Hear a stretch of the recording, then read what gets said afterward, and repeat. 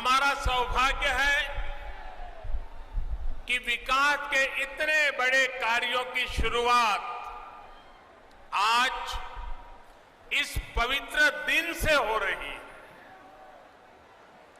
हमारे संस्कार है कि जब कोई शुभ कार्य होता है तो हमें अपने बड़े अवश्य याद आते हैं।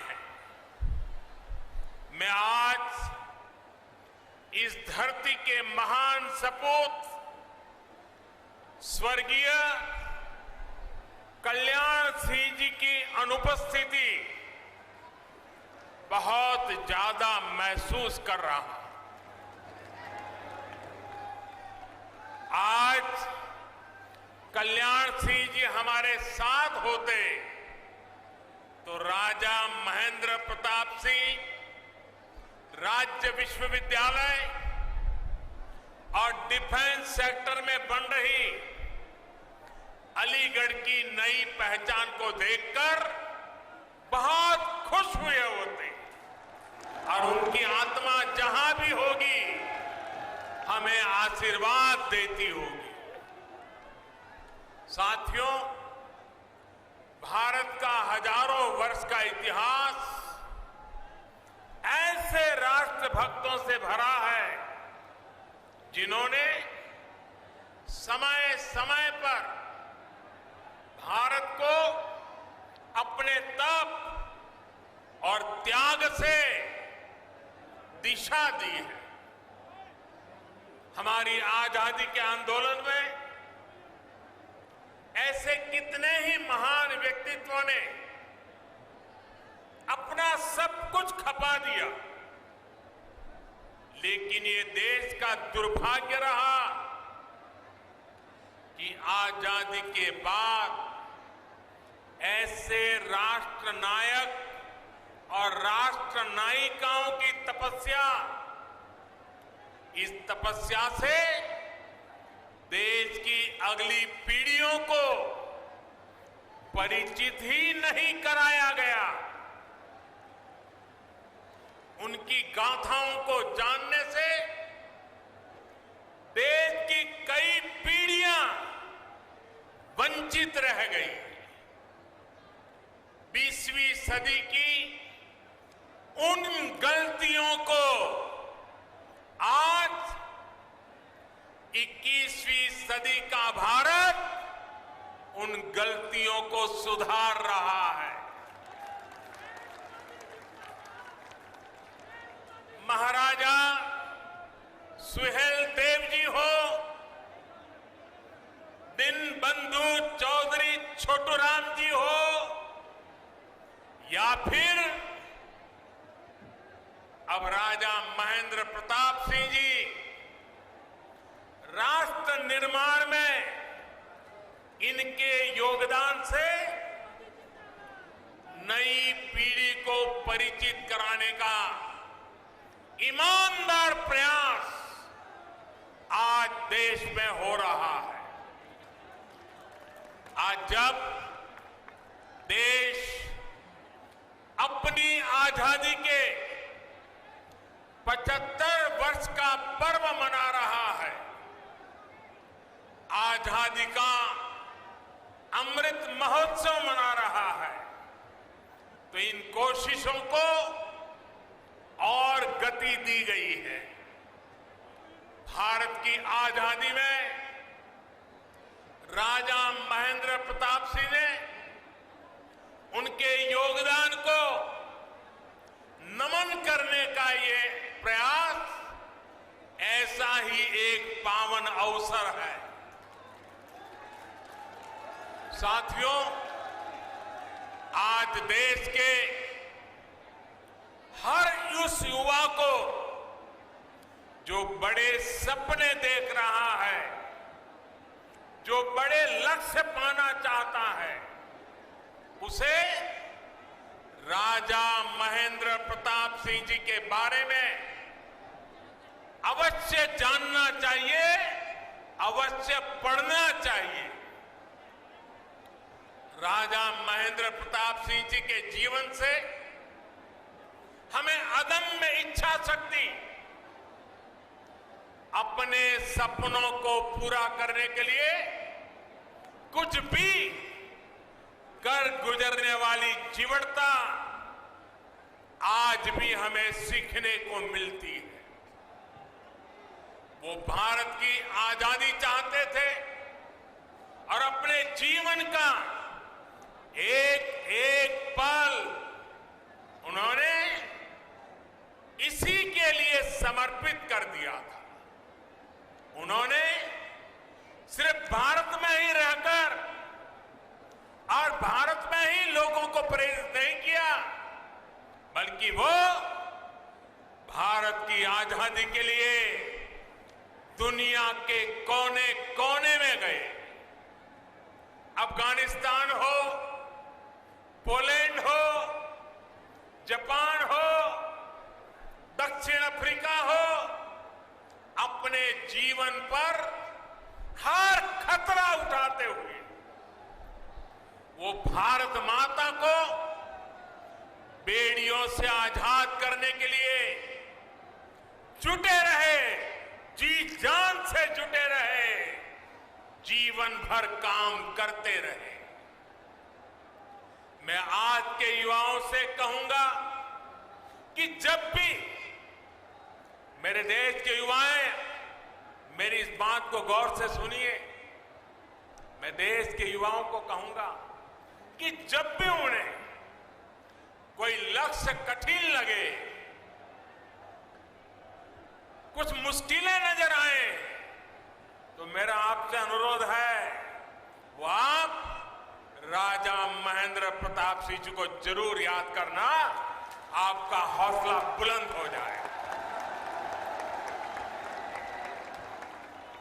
राजा महेंद्र प्रताप सिंह जी जिस तरह एक लक्ष्य, एक निष्ठ होकर भारत की आजादी के लिए जुटे रहे, वो आज भी हम सबको प्रेरणा देता है। और साथियों, आज जब मैं आपसे बात कर रहा हूं तो मुझे देश के एक और महान स्वतंत्र सेनानी, गुजरात के सपूत श्यामजी कृष्ण वर्मा जी का भी स्मरण हो रहा है। प्रथम विश्व युद्ध के समय राजा महेंद्र प्रताप जी विशेष तौर पर श्यामजी कृष्ण वर्मा जी और लाला हरदयाल जी से मिलने के लिए यूरोप गए थे। उसी बैठक में जो दिशा तय हुई, उसका परिणाम हमें अफगानिस्तान में भारत की पहली निर्वासित सरकार के तौर पर देखने को मिला। इस सरकार का नेतृत्व राजा महेंद्र प्रताप सिंह जी ने ही किया था। ये मेरा सौभाग्य था कि जब मैं गुजरात का मुख्यमंत्री था तो मुझे श्यामजी कृष्ण वर्मा जी की अस्थियों को 73 साल के बाद श्यामजी कृष्ण वर्मा जी की अस्थियों को भारत लाने में सफलता मिली थी। और अगर आप कभी कच्छ जाने का मौका मिले तो कच्छ के मांडवी में श्यामजी कृष्ण वर्मा जी का एक बहुत ही प्रेरक स्मारक है, जहां उनके अस्थि कलश रखे गए हैं। वो हमें मां भारती के लिए जीने की प्रेरणा देते हैं। आज देश के प्रधानमंत्री के नाते मुझे फिर से एक बार ये सौभाग्य मिला है कि मैं राजा महेंद्र प्रताप जी जैसे विजनरी और महान स्वतंत्र सेनानी के नाम पर बन रही यूनिवर्सिटी का शिलान्यास कर रहा हूं। मेरे जीवन का एक बड़ा सौभाग्य है और ऐसे पवित्र अवसर पर आप इतनी बड़ी संख्या में आशीर्वाद देने आए। जनता जनार्दन के दर्शन करना ये भी शक्तिदायक होता है। साथियों, राजा महेंद्र प्रताप सिंह जी सिर्फ भारत की आजादी के लिए ही नहीं लड़े, उन्होंने भारत के भविष्य के निर्माण की नींव में भी सक्रिय योगदान दिया था। उन्होंने अपनी देश विदेश की यात्राओं से मिले अनुभवों का उपयोग भारत की शिक्षा व्यवस्था को आधुनिक बनाने के लिए किया। वृंदावन में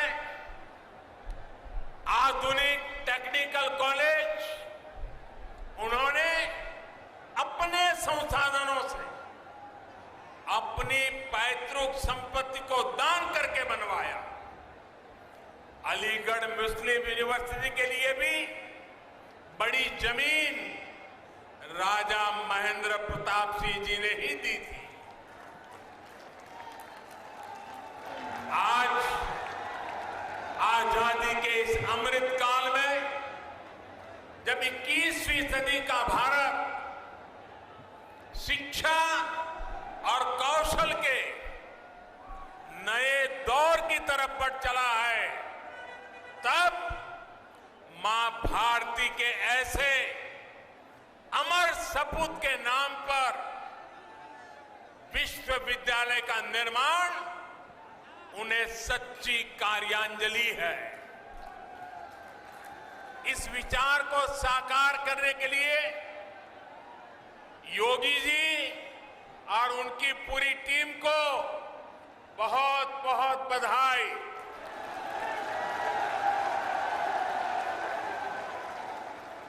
साथियों, ये विश्वविद्यालय आधुनिक शिक्षा का एक बड़ा केंद्र तो बनेगा ही, साथ ही देश में डिफेंस से जुड़ी पढ़ाई, डिफेंस मैन्युफैक्चरिंग से जुड़ी टेक्नोलॉजी और मैन पावर बनाने वाला सेंटर भी बनेगा। नई राष्ट्रीय शिक्षा नीति में जिस तरह शिक्षा, कौशल और स्थानीय भाषा में पढ़ाई इस पर बल दिया गया है, उससे इस विश्वविद्यालय में पढ़ने वाले छात्र छात्राओं को बहुत लाभ होगा। अपनी सैन्य ताकत को मजबूत करने के लिए आत्मनिर्भरता की तरफ बढ़ने भारत के प्रयासों को इस विश्वविद्यालय में होने वाली पढ़ाई नई गति देगी। आज देश ही नहीं, दुनिया भी देख रही है कि आधुनिक ग्रेनेड और राइफल से लेकर लड़ाकू विमान, आधुनिक ड्रोन, युद्धपोत, ये सब भारत में ही निर्मित करने का अभियान चल रहा है। भारत दुनिया के एक बड़े डिफेंस इंपोर्टर की छवि से बाहर निकलकर, वरना हमारी छवि यही है, हम डिफेंस के लिए जो भी चाहिए इंपोर्ट करते, बाहर से मंगवाते रहते। आजादी के 75 साल हो गए, हम मंगवाते रहते हैं। इस छवि से बाहर निकलकर दुनिया के एक अहम डिफेंस एक्सपोर्टर की नई पहचान बनाने के संकल्प के साथ आगे बढ़ रहे हैं। भारत की इस बदलती पहचान का एक बहुत बड़ा केंद्र, ये हमारा उत्तर प्रदेश बनने वाला है। और उत्तर प्रदेश के सांसद के नाते मुझे इस बात का विशेष गर्व है। साथियों, थोड़ी देर पहले डिफेंस कॉरिडोर के अलीगढ़ नोड की प्रगति का मैंने अवलोकन किया।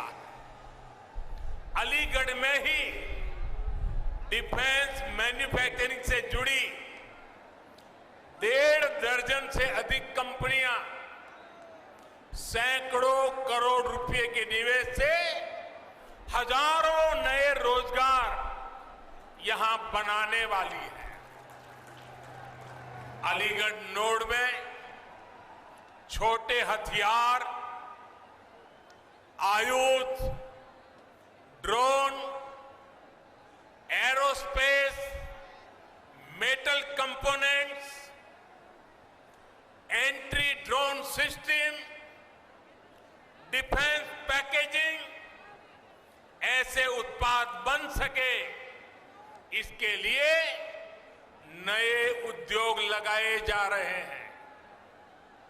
ये बदलाव अलीगढ़ और आसपास के क्षेत्र को एक नई पहचान देगा। साथियों, अभी तक लोग अपने घर की या अपने दुकान की सुरक्षा के लिए अलीगढ़ के भरोसे रहते थे। पता है ना, क्योंकि अलीगढ़ का ताला अगर लगा होता था तो लोग निश्चिंत हो जाते थे।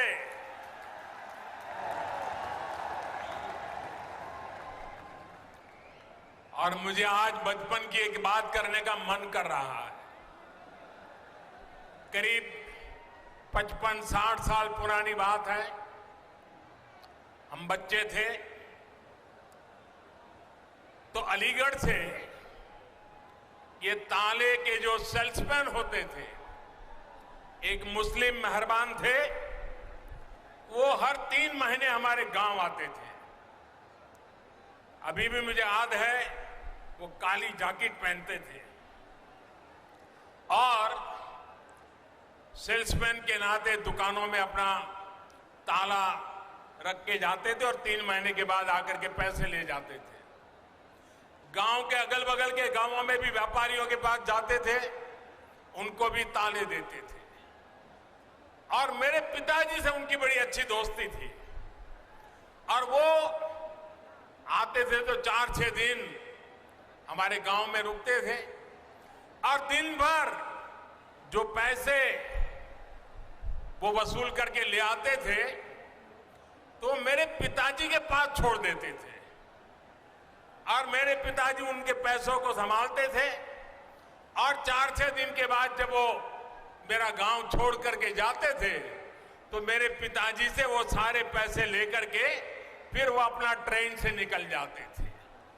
और हमने बचपन में 2 शहरों उत्तर प्रदेश के बड़े परिचित रहे, एक सीतापुर और दूसरा अलीगढ़। हमारे गांव में अगर किसी को आंख की बीमारी में ट्रीटमेंट करनी है तो हर कोई कहता था सीतापुर जाओ। हम ज्यादा समझते नहीं थे, लेकिन सीतापुर शब्द सुनते थे। और दूसरा, इस महाशय के कारण अलीगढ़ बार बार सुनते थे। लेकिन साथियों, अब अलीगढ़ के रक्षा उपकरण भी,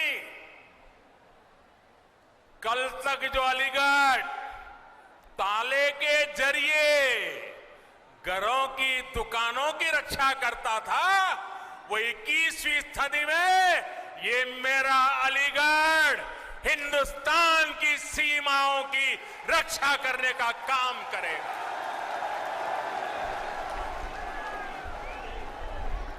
यहां ऐसे आयुध बनेंगे।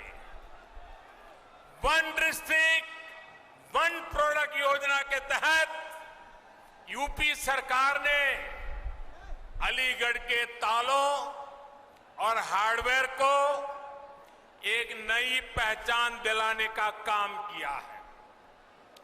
इससे युवाओं के लिए, एमएसएमईज के लिए नए अवसर तैयार हो रहे हैं। अब डिफेंस इंडस्ट्री के जरिए भी यहां के मौजूदा उद्यमियों को, एमएसएमईज को विशेष लाभ होगा और नए एमएसएमईज के लिए प्रोत्साहन भी प्राप्त होगा। जो छोटे उद्यमी हैं, उनके लिए भी डिफेंस कॉरिडोर का अलीगढ़ नोड नए मौके बनाएगा। भाइयों और बहनों, डिफेंस कॉरिडोर के लखनऊ नोड में दुनिया की सबसे बेहतरीन मिसाइल में से एक ब्रह्मोस का निर्माण भी प्रस्तावित है। इसके लिए अगले कुछ सालों में 9,000 करोड़ रुपए निवेश किए जा रहे हैं। झांसी नोड में एक और मिसाइल मैन्युफैक्चरिंग से जुड़ी बहुत बड़ी महत्वपूर्ण यूनिट लगने का प्रस्ताव है। यूपी डिफेंस कॉरिडोर ऐसे ही बड़े निवेश और रोजगार के बहुत बड़े अवसरों को लेकर के आ रहा है। साथियों, आज उत्तर प्रदेश देश और दुनिया के हर छोटे बड़े निवेशक के लिए बहुत आकर्षक स्थान बनता जा रहा है। ये तब होता है जब निवेश के लिए जरूरी माहौल बनता है, जरूरी सुविधाएं मिलती है। आज उत्तर प्रदेश डबल इंजन सरकार के डबल लाभ का बहुत बड़ा उदाहरण है। योगी जी और उनकी पूरी टीम ने सबका साथ, सबका विकास, सबका विश्वास के मंत्र पर चलते हुए उत्तर प्रदेश को नई भूमिका के लिए तैयार किया है। अब सबके प्रयास से इसे और आगे भी बढ़ाना है।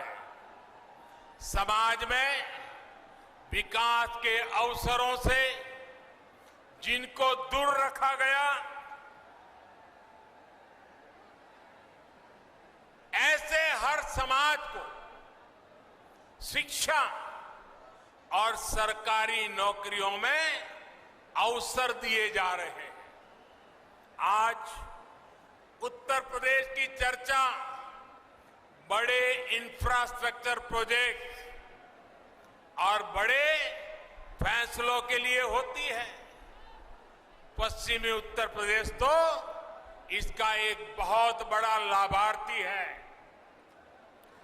ग्रेटर नोएडा में इंटीग्रेटेड इंडस्ट्रियल टाउनशिप का निर्माण, मल्टी मॉडल लॉजिस्टिक्स हब, जेवर international airport, Delhi Meerut regional rapid transit system, metro connectivity, आधुनिक हाईवे और एक्सप्रेसवे, ऐसे अनेक काम आज पश्चिमी उत्तर प्रदेश में हो रहे हैं। यूपी में चल रहे ये हजारों करोड़ रुपए के प्रोजेक्ट आने वाले वर्षों में भारत की प्रगति का बड़ा आधार बनेंगे। भाई और बहनों, मुझे आज ये देखकर बहुत खुशी होती है कि जिस यूपी को देश के विकास में एक रुकावट के रूप में देखा जाता था, वही यूपी आज देश के बड़े अभियानों का नेतृत्व कर रहा है।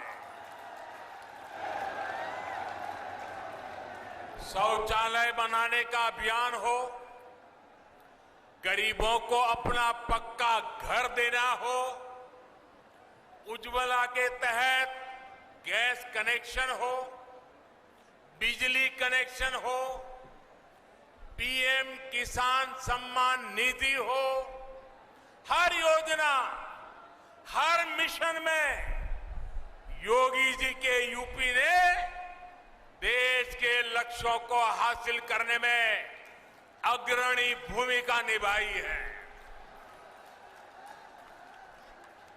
वरना मुझे तो याद है, वो दिन मैं भूल नहीं सकता हूं, जब 2017 से पहले गरीबों की हर योजना में यहां रोड़े अटकाए जाते थे। एक एक योजना लागू करने के लिए दर्जनों बार केंद्र की तरफ से चिट्ठी लिखी जाती थी, लेकिन यहां उस गति से काम नहीं होता था। ये मैं 2017 के पहले की बात कर रहा हूं। जैसे होना चाहिए था वैसा नहीं होता था। साथियों, यूपी के लोग भूल नहीं सकते कि पहले यहां किस तरह के घोटाले होते थे, किस तरह राजकाज को भ्रष्टाचारियों के हवाले कर दिया गया था। आज योगी जी की सरकार पूरी ईमानदारी से यूपी के विकास में जुटी हुई है।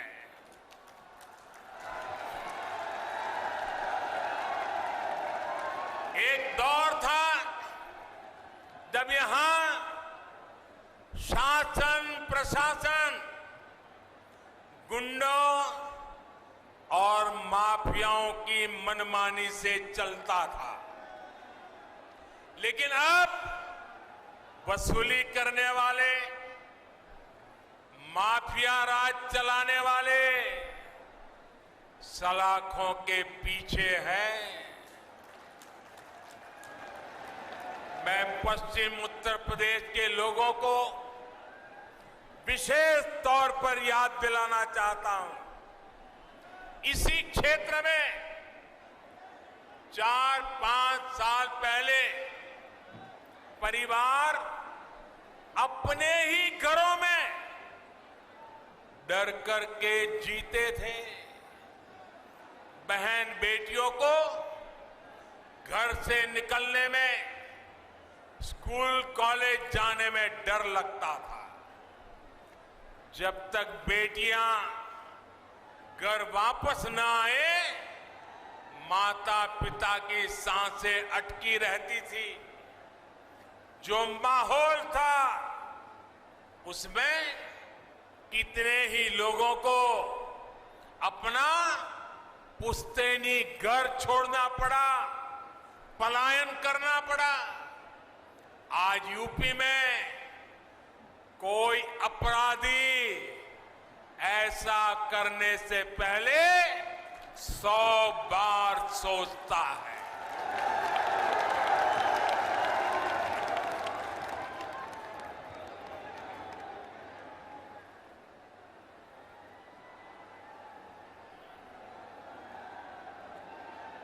योगी जी की सरकार में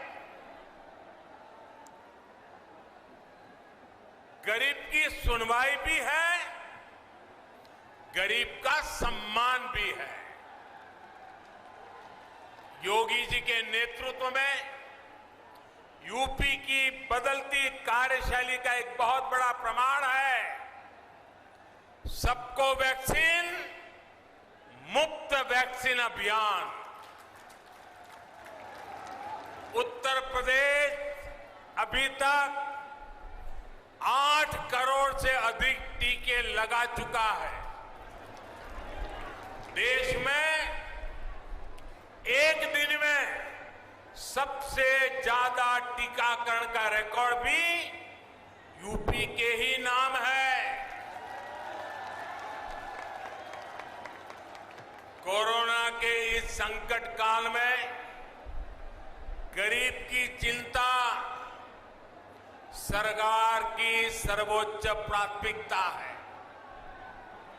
कोई गरीब भूखा ना रहे, इसके लिए महीनों से मुफ्त अनाज दिया जा रहा है।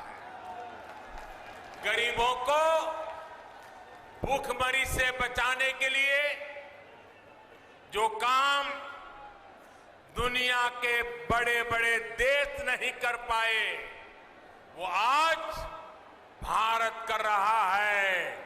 ये हमारा उत्तर प्रदेश कर रहा है। साथियों, आजादी के इस अमृत काल में ग्रामीण अर्थव्यवस्था में भी तेजी से बदलाव हो रहे हैं।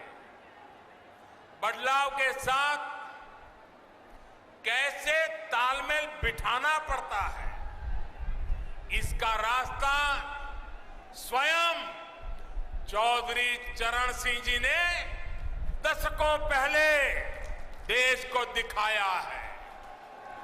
जो रास्ता चौधरी साहब ने दिखाया, उनसे देश के खेती मजदूरों और छोटे किसानों को कितना लाभ हुआ, ये हम सभी जानते हैं। आज की अनेक पीढ़ियां उन सुधारों के कारण एक गरिमामय जीवन जी पा रही है। देश के जिन छोटे किसानों की चिंता चौधरी साहब को थी, उनके साथ सरकार एक साथी की तरह खड़ी रहे, ये बहुत जरूरी है। इन छोटे किसानों के पास 2 हेक्टेयर से भी कम जमीन है और हमारे देश में छोटे किसानों की संख्या 80% से ज्यादा है। यानी देश के 10 किसानों के पास जो जमीन है, उसमें 8 किसान ऐसे हैं जिनके पास छोटा सा जमीन का टुकड़ा है। 10 में से 8। इसलिए केंद्र सरकार का निरंतर प्रयास है कि छोटी जोत वालों को ताकत दी जाए। 1.5 गुना एमएसपी हो, किसान क्रेडिट कार्ड का विस्तार हो, बीमा योजना में सुधार हो, 3,000 रुपये की पेंशन की व्यवस्था हो, ऐसे अनेक फैसले छोटे छोटे किसानों को सशक्त कर रहे हैं।